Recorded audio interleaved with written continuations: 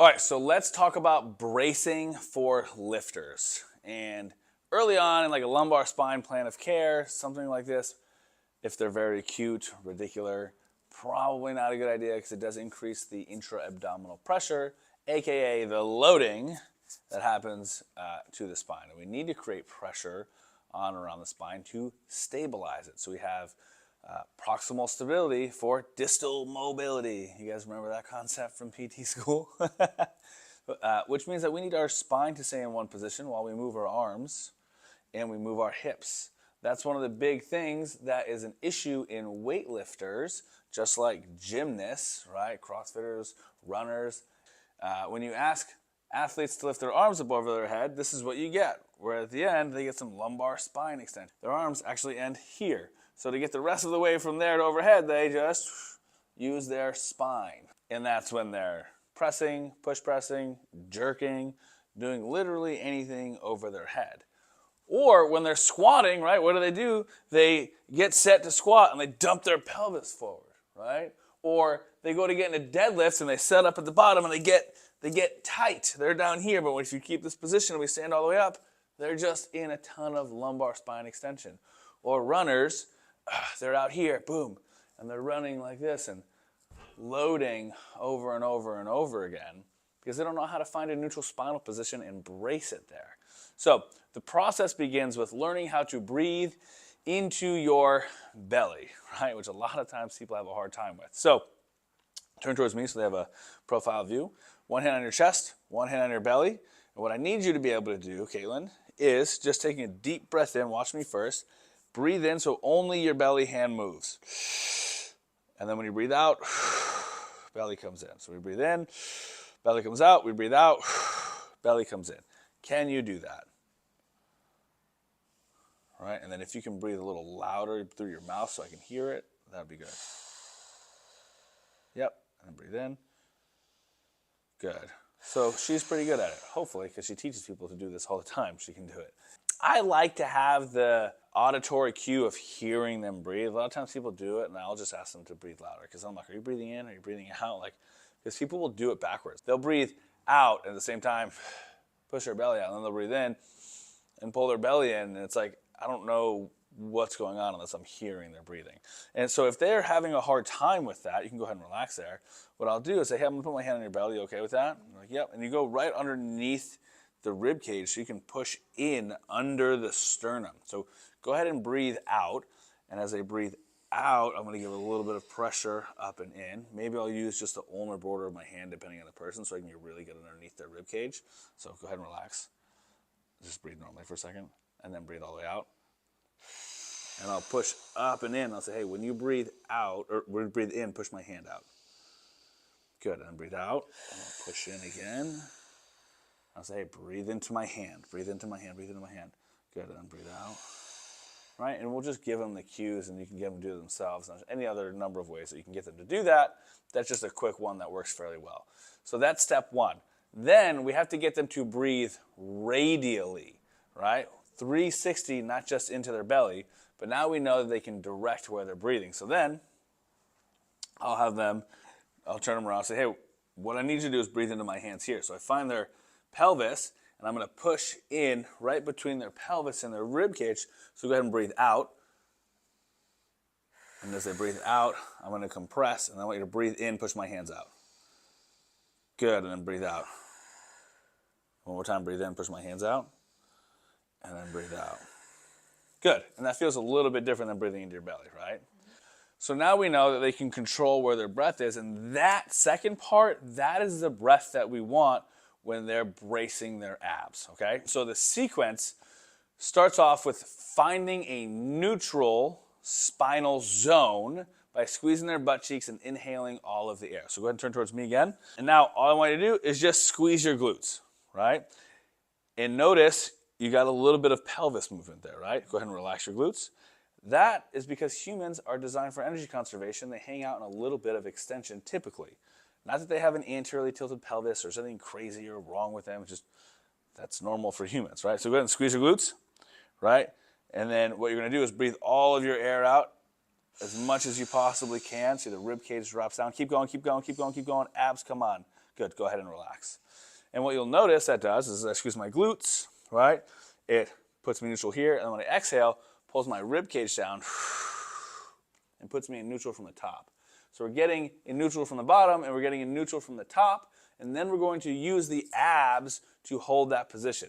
But the exhale is actually going to turn them on already, right? So one more time, Caitlin, go ahead and squeeze your glutes. Exhale all of your air as much as you can. When you think you're done, keep going. Let the ribs come down. Keep going, keep going, keep going, keep going. Squeeze the abs, and now breathe into the sides again. And hold it for a second. And now just breathe. And every time you breathe in, keep your abs on, and then feel the increase of the pressure there, right? Go ahead and take a little break. That's what we're looking for, right? We're emptying the cavity, right? The canister here, putting it in a good position, emptying it out, engaging the transverse abdominis, rectus abdominis, all of that, creating a rigid wall around the abdomen, right, the midsection, and then breathing in using the diaphragm to push down and increase the compression radially 360 degrees. That is how we brace the spine. Then you can just have them stand there and practice breathing, right? Exhaling, keeping the abs on, and breathing in into the brace again, and then exhaling, keeping the abs on, breathing in to the brace again, so they can see that they can actually breathe while they're there. Once you set that position, as long as you keep a little ab tension, you can breathe as needed. Now, when we're lifting, we want to be exhaling forcefully when you're exerting the force, which means on the concentric, right? So on the stand up from the squats, on the stand up from the deadlifts, on the pressing from the shoulders to over your head on an overhead press, off of your chest to full elbow extension in a bench press. That is when we want to be increasing the brace by adding more pressure with a force exhale, right? Also prevents all the blood pressure from going in your head and prevents you from running out of breath in the middle of a lift. So for a squat, it's going to look like this. Caitlin, we're going to go through that same sequence. What I want you to do is take your tongue, put it up to the roof of your mouth, and make a tss noise like a boxer. Can you do that? Tss. Okay. So now do that for a long period of time. Just go tss, tss. Do you feel the pressure that happens in your belly? Mm-hmm. Right? And if you just breathe out normally, nothing changes. So do that one more time. Tss, tss. Yeah, you feel that? That's what we want. So we're going to go through this bracing sequence. And we're going to go through this bracing sequence, and then we're going to get you breathing on the way up like that. So you're going to hold your breath on the way down, and you're going to exhale like that on the way up. Okay? Mm-hmm. All right, so go ahead and squeeze your butt. Exhale all of your air. Pause. Like a normal person. All right, so go ahead and squeeze your butt. Exhale all of your air. Squeeze your abs. Inhale, 360, and then go on down to the bottom of the squat. And on the way up, force exhale. And then you can finish breathing out there. Keep your abs on, breathe back in, and then go back down. And then come back up, right? And you can cut it off right at the top. So when you got to the top of that one, you kept going, you can cut it off, and then you can keep the breathing. Go ahead.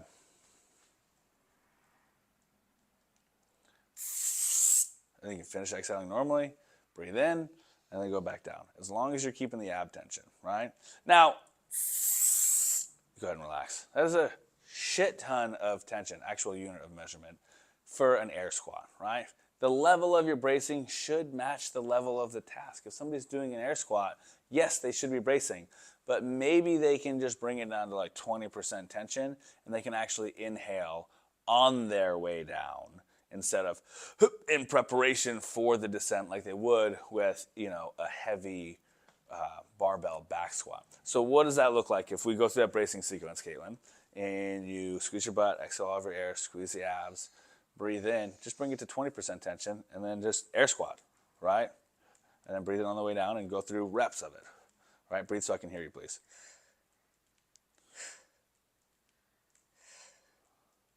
Good, right? So we can do it, we can bring it down to that appropriate level, and I always want to hear their breathing, because then one, she wasn't doing the force exhale, right, because I wasn't hearing it, but then also I don't know if she's holding her breath the whole time or what that looks like, but what we want in that case is for them to be able to Breathe in on the way down and just get into a normal breathing rhythm so they're not having to do like super slow air squats.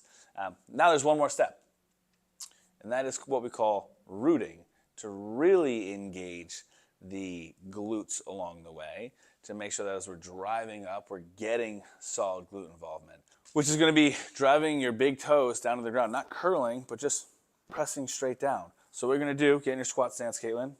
Push your toes straight down. Now I want you to take your thighs and rotate them out, right? And what you'll see is that it actually increases the arch. It turns the foot on. The foot starts to grab the ground. So you feel the middle of your foot working. You feel your glutes working there.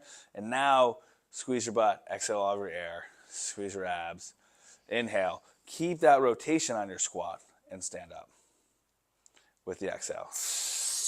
Ooh, you see how snappy that is at the top? Do it again.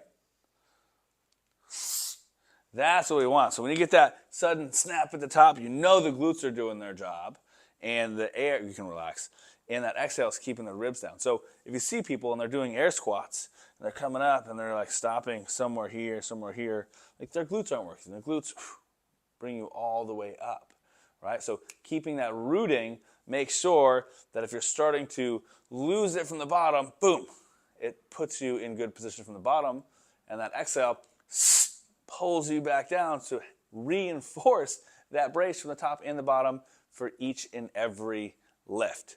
So learn it, practice teaching it, and your athletes are going to thank you.